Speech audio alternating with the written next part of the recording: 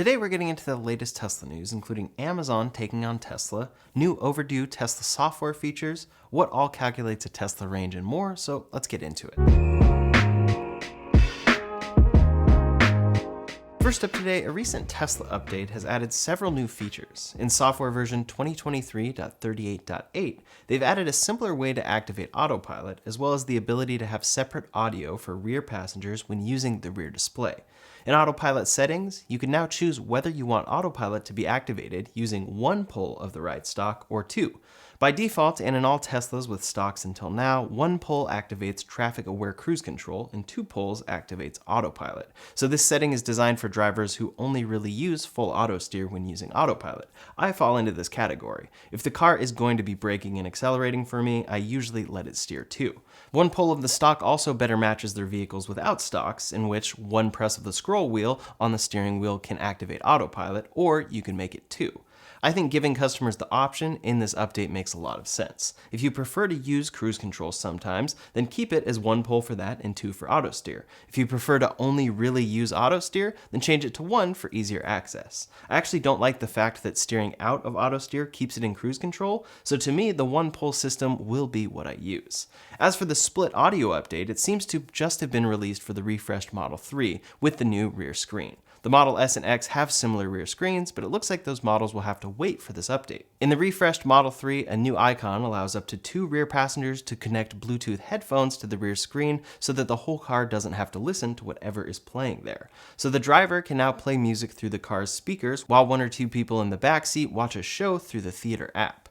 The release notes say, pair your headphones at App Launcher, Rear Display, Settings, add new headphones. To listen, turn on the headphones up to two, open a theater app on the rear screen, and hit play. This feature is long overdue and will be coming 2 years late to the Model S and X that were refreshed in 2021, assuming it does come soon to those cars. Hopefully those cars aren't far behind because it's sure to make the driving experience much better on road trips, especially with kids in the back seat who can actually watch their own thing on the screen separate from the rest of the car. This seems like the vision of a rear screen from the start, and it's finally arriving. Next up today, one of the biggest pieces going forward for Tesla is data collection. This is a big advantage that they have with things like Autopilot and FSD, but also every aspect of how their vehicles are utilized. With data being collected at such a large scale, they can truly respond with the right moves for future vehicles, delivering features that matter and eliminating those that don't if they add to cost.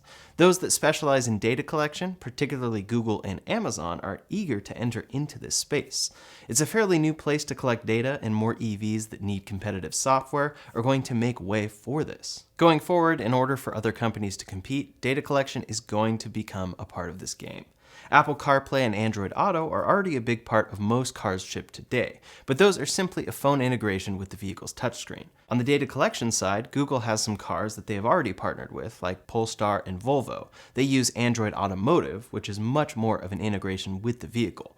Rivian today uses an Alexa integration, which comes from Amazon, and as such, Amazon collects a ton of data from their cars. Going forward, Ford, Lincoln, GM, and others are planning to use Android Automotive from Google as a full integration as well. This will lead these vehicles into the data era with Google collecting it. We can also assume that Apple will be doing similar with their future CarPlay dashboard. Apple has been expected for a while now to make their own car. At one point as well, they were going to partner with Hyundai to build this, but that deal fell through. If that deal had proceeded though, it's likely that their latest deal wouldn't be happening, a partnership with Amazon. Amazon has officially teamed up with Hyundai for vehicle sales and in-car features. There are three main pieces to this deal. First relates to sales. Auto dealers will be able to sell vehicles through Amazon's stores in the US beginning in 2024, marking the first car brand available for purchase through Amazon. In a sense, this somewhat takes on Tesla's direct-to-consumer approach. With Tesla, you order online and pick up directly from them. The price you ordered at is the price that you pay, and it's a seamless process. Here, Hyundai may be attempting to add a piece of that from one of the largest online retailers out there. That said, the vehicles, of course, are still picked up at or delivered from your local dealership. Amazon CEO said, quote, "Hyundai is a very innovative company that shares Amazon's passion for trying to make customers' lives better and easier every day. Our broad strategic partnership should do just that, from changing the ease from which customers can buy vehicles online to making it simple to use Alexa in Hyundai vehicles for entertainment, shopping, smart home adjustments, and calendar checks, to enabling Hyundai to transform their customer experiences and business operations by moving to AWS. We look forward to inventing together for many years. That brings us to the second and third aspects of this deal. Amazon Web Services has become Hyundai's preferred cloud partner as they aim to become much more data-driven. Here, Hyundai is shifting to utilize data using Amazon servers, but Amazon will also be directly integrating into their cars. They plan to integrate Alexa into all of their next-generation vehicles beginning in 2025, offering hands-free features and smart home device controls from within the car itself. Rivian has been partnered with Amazon for a while with Alexa integrated into their cars, but this is one of the first large-scale deals we've seen like this from a big established automaker. This is a big deal, and it's a direct line to Amazon taking on Tesla. While they aren't building the cars, they are going to be competing in some of the key aspects that Tesla works in, with data collection being a huge one. It's very interesting to consider for the future, and it shows that Tesla's big future competitors could look like automakers, but actually be big tech companies: Google, Amazon, Apple, and whoever enters next. With all of these cars becoming so much more connected and collecting data more and more, it makes me wonder if this will be a deciding factor for certain buyers in the future. Will there be a disconnected EV that people want, even if the experience is less optimal, since it isn't collecting your data? Time will tell. Next up today, Tesla has revealed some details regarding their range predictions, and it's a lot. This week, Holmar's catalog posted about how great long-distance travel was in their Tesla, noting the vehicle planning the navigational route for them, supercharger stops included, savings over gas, the sound system, and FSD. But then Tesla saw this as an opportunity to respond with a list of the factors that their vehicles take into consideration when calculating navigational routes and battery percentage on arrival. They also included a video demonstration of a driver selecting a destination on the touchscreen. So what we see is the system mapping out a route for the destination and showing several suggested superchargers along that route. What we don't see is this extensive list of factors it's actually considering when choosing this route. They include wind, speed, and direction, elevation and or grade, traffic speed, the driver's average acceleration and deceleration, the ambient temperature, humidity and pressure, solar load and cloud cover, then of course the battery percentage when you start your journey and its temperature, your gross combined vehicle weight and rolling resistance, aerodynamic drag coefficient, HVAC consumption, vehicle-specific energy consumption that might differ if you have a bike rack or something similar, and the battery preconditioning you'd be doing on your way to each supercharger stop. That's quite an extensive list and includes a lot more than I was expecting here. It's no wonder your range prediction in navigation is so much better and so much different than the EPA estimate on your home screen. Some of those features have only been added recently, so it's cool to see them sharing what goes into making this all work, and that it's always updating. It's a super useful feature when you're on a road trip, and it's essential that it's as accurate as possible. Next up today, Tesla is continuing to expand their efforts in advertising. In recent months, they've been quietly beginning to advertise in various ways. At their annual shareholder meeting earlier this year, Elon said, "We will try a little advertising and see how it goes," which was definitely a shift in strategy. Then last month, their Google ads were found to have climbed into the hundreds. Now they've officially produced their first video commercial from what we can tell. Of course, they've made plenty of in-house content for various applications over the years, but this is the first time it's showing up as an ad on YouTube. The video mainly focuses on their famous vehicle safety and how their collection of data makes them the safest vehicles in the world. At the end, they say a Model 3 starts at $31,490 after a federal tax credit. Then the link at the bottom takes you to sign up for a test drive. That price is important information to share, considering a recent study showed that 40% of Americans have never even heard of the EV tax credit. It's also a smart move for them to highlight their impressive safety ratings, because that may not be something people think about when they hear the word Tesla. Interestingly enough, though, they don't actually mention their 5-star crash test ratings in this video. It's an engineer talking about the specific technology that helps them make the car safer, but that doesn't seem like the information most people would want to hear. I personally would have gone with a different Tesla video that explains a little more in depth the final result of all of that data that they're collecting and all of the work that they're doing. This is likely one of the many ads they'll be running moving forward, though. Have you seen any Tesla ads on a YouTube video? Maybe even this one? Let me know in a comment below. Next up today, it's been rumored for a while that Tesla has been considering tapping into India's wide open EV market. This summer, it was reported that automakers would be exempt of India's high import tariffs if they agreed to manufacture their vehicles locally. Now India is considering a new EV tariff deal with Tesla.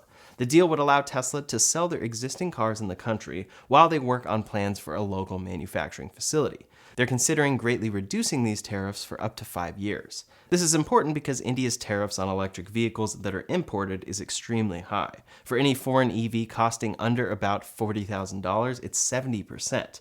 Then for EVs costing over $40,000, it's a 100% tariff. That means that currently all of Tesla's vehicles would effectively have to sell for double their MSRP in India, which would destroy Tesla's chances of gaining a customer base there. The proposed plan would reduce that tariff to 15%, giving them a much better chance. Tesla just has to commit to building a factory there in the future.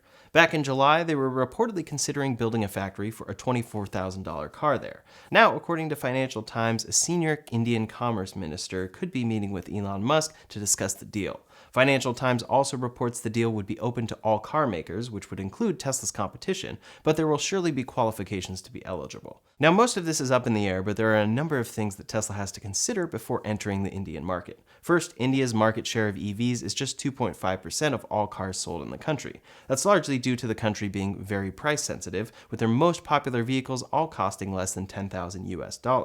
It could also be partially due to a lack of charging infrastructure, which could be an excellent opportunity for Tesla's supercharger network. Then, for vehicle manufacturing, India could be a strategic location for them to build a factory for their $25,000 EV, if only to export to Europe and China.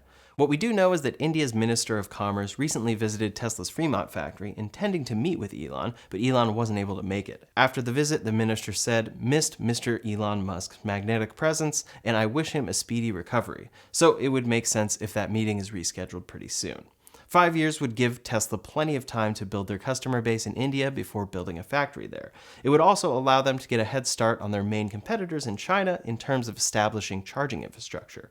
Tesla is known for being able to quickly open up a lot of supercharger stations, and India could be a prime location for that. It's possible that once that infrastructure is established, that demand for EVs will skyrocket there, but only time will tell. Last up today, some updates from other automakers. Lucid has had to cut their production goals in the face of widening operating losses. Their initial plan was to produce between 10,000 and 14,000 cars this year, but with an increase in competition, they've brought that number down to between 8,000 and 8,500 vehicles. That's a 40% decrease. Lucid's CEO said, "We recognize we still have work to do on our customer journey and deliveries." Q3 revenues were down to $137.8 million, down from $195.5 million last year, and a lower output resulted in operating losses increasing from $687.5 million to $752.9 million. Overall, Lucid lost around $433,000 on every vehicle that they delivered in Q3.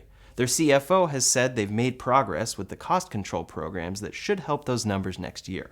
All that considered, though, they still have $5.45 billion in liquidity to help them get through production of the Gravity, their first electric SUV, which they just unveiled. None of these difficulties are stopping them from innovating their current vehicles, though.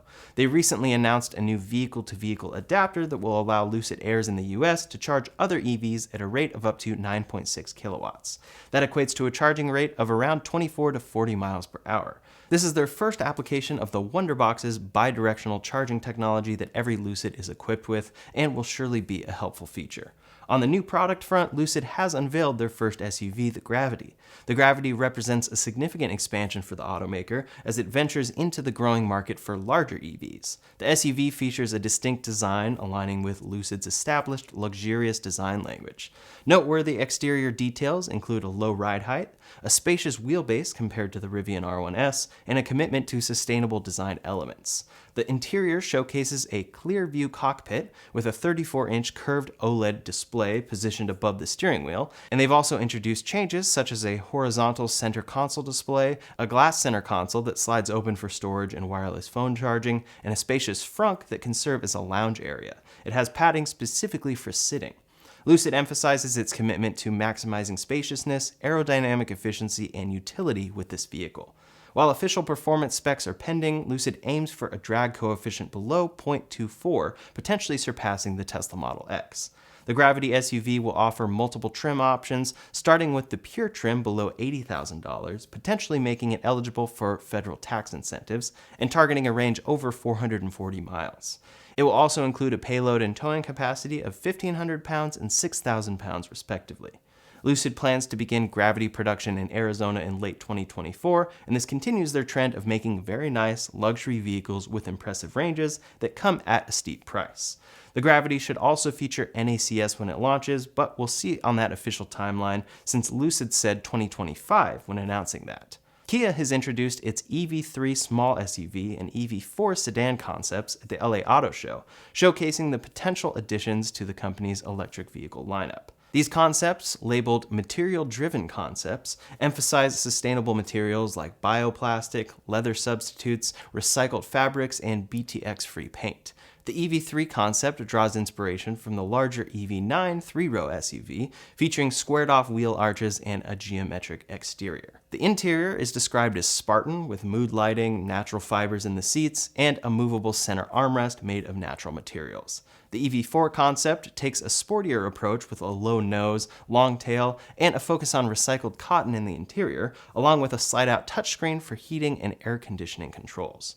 Although currently labeled as concepts, Kia's past trajectory suggests a potential timeline for these vehicles hitting the road around the 2026 model year. That's all the latest Tesla news for today, so in the meantime, if you want to see the range that leaked for a Cybertruck in the wild, you can check out that video linked up here or in the description below. Thanks so much for watching, and I'll see you on the next one.